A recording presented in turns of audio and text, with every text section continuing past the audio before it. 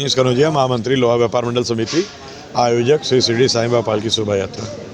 आज भी किस तरीके का आयोजन किया जा रहा है यहाँ पे? यहाँ विगत 13 वर्षों की भांति आज हम सब श्री नीलकंठ महादेव मंदिर लोहा मंडी मलदैया के परिसर में श्री शिरडी साईं बाबा मंदिर के स्थापना का 14वां वर्षगांठ इस बार मना रहे हैं। ये वर्षगांठ थोड़ा सा अलग हट के ये है कि ये हर वर्ष हम सब अपने इष्ट देव को, जो अपने हम जैसे अन्नदान, जलदान, धन दान की परंपरा है, उसी से जुड़ा हुआ एक रक्तदान की परंपरा को भी हम लोगों ने शुरू किया था। और ये लगातार आज अपने 6वें वर्ष में हम लोग मंदिर पर अपने इष्ट को समर्पित रक्तदान का भी आयोजन होता है। इसके अलावा यहाँ पर आयुष विभाग के द्वारा आयुर्वेदिक दवाइयों के लिए डॉक्टर्स और स्टॉल लगाए जाते हैं। साथ ही साथ एलोपैथ के भी डॉक्टर यहाँ बैठते हैं और इसमें सभी आसपास के गरीब, असहाय और जो लोग हैं इस तरीके से जिनको दवा और इलाज की ज़रूरत है, वो लोग इस कैंप में आते हैं और आकर के अपना स्वास्थ्य परीक्षण कराते हैं और निःशुल्क दवा का भी वितरण उनको किया जाता है। बाबा से जुड़ी ये परंपरा है और ये हर वर्ष होता है। कार्यक्रम 2 दिवसीय है। दूसरे दिन बाबा की सुबह पालकी शोभा यात्रा निकाली जाती है, जो तेलियाबाग, लौराबीर, जगतगंज के रास्ते होते हुए वापस मंदिर पर आती है। सायंकाल बाबा की भव्य आरती उतारी जाती है। उसके बाद झांकी का कार्यक्रम और शाम को महाप्रसाद भंडारे का भी आयोजन किया जाता है। रक्तदान चूँकि महादान है, तो इसमें कितने लोग इसमें भागीदारी रखी है? निश्चित ही हम लोगों ने जो एक परिकल्पना थी कि ये रक्तदान का आयोजन अपने इष्ट को समर्पित हम लोग जो करते आए हैं, बड़े स्वेच्छा से यंग जनरेशन, युवा पीढ़ी इसमें बढ़ चढ़ करके भागीदारी करती है।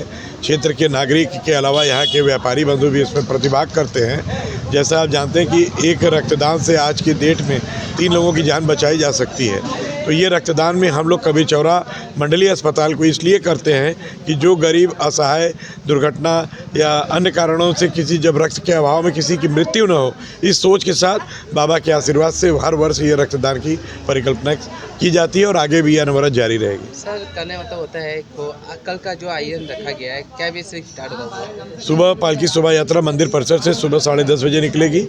जो जगह जगह पालकी शोभा यात्रा की बाबा की आरती उतारी जाती है पालकी की, और पालकी शोभा यात्रा में आगे भगवान के स्वरूप में घोड़े पर विराजमान हमारे लोग रहते हैं और जगह जगह पर इसमें राधा कृष्ण की झांकी रहती है। महिलाओं की संख्या सबसे अधिक होती है बाबा के इस कार्यक्रम में। और ये पूरा शोभा यात्रा तेलियाबाग, जगतगंज, लौराबीर चौराहा होते हुए लोहा मंडी के रास्ते पुनः मंदिर परिसर पर आकर समाप्त होता है। मुख्य अतिथि के रूप में सभी जनप्रतिनिधि यहाँ रहते हैं। आज के जैसे सुबह के कार्यक्रम में माननीय आयुष मंत्री दयाशंकर मिश्र दयालु जी को आना था, लेकिन आज सत्र शुरू होने की वजह से वो नहीं उपस्थित हो पाए। तो एडीसीपी हमारे बीच रहे आज टी सरवन जी, उन्होंने आज ये कार्यक्रम का रक्तदान कार्यक्रम का उद्घाटन उन्होंने किया। साथ में हमारे महानगर उद्योग व्यापार समिति के श्री प्रेम मिश्रा जी और तमाम व्यापारी बंधु थे। और कल भी इस कार्यक्रम में तमाम जनप्रतिनिधि, हमारे माननीय रविंद्र जायसवाल जी, दयालु गुरु जी और हमारे माननीय महापौर जी और सभी लोग, माननीय महानगर अध्यक्ष श्री प्रदीप अग्रवाल जी, सभी लोगों की उपस्थिति रही। एक सवाल मैं करूंगा कि ऐसे पुनीत आयोजन के माध्यम से समाज में एक संदेश जाता है, इस पे आप क्या कहना चाहेंगे? निश्चित ही ये आयोजन एक संदेश जरूर देता है और साथ में युवाओं को इस बात के लिए प्रेरित करता है कि हम जो रक्तदान से अपने आप को, आप देखते हैं हम लोग की रक्तदान की जब बात आती है तो परिवार का अपना सगा आदमी छोड़ के भाग जाता है। तो इस बात को हम आने वाली पीढ़ी को, अपने बच्चों को, हमारे इस कार्यक्रम में हमारे परिवार के बच्चे, हमारे सभी जानने वाले, मतलब एक युवा जनरेशन को इसको जोड़ने का प्रयास इसलिए किया जाता है कि कभी अगर उनको ये लगे कि हम रक्तदान कर रहे हैं और कहीं भी हमको करने में हिचकिचाहट ना हो।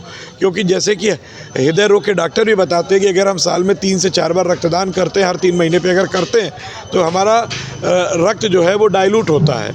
और अक्सर आप देखते हैं कि इस समय, इस मौसम में हृदयघात, और इस मौसम में क्या आज के परिवेश में आप देखिए यंग जनरेशन 28, 30 साल, 32 साल के लोग हृदयघात से मर रहे हैं, मौतें हो रही हैं। तो कहीं ना कहीं अगर हम अपने रक्तदान को करते हैं तो हमारे नाड़ियों में जो रक्त बहता है वो कहीं ना कहीं थोड़ा सा तरल होता है और इस चीज़ की ज़रूरत भी है और इस चीज़ को समझाने की ज़रूरत है। धन्यवाद।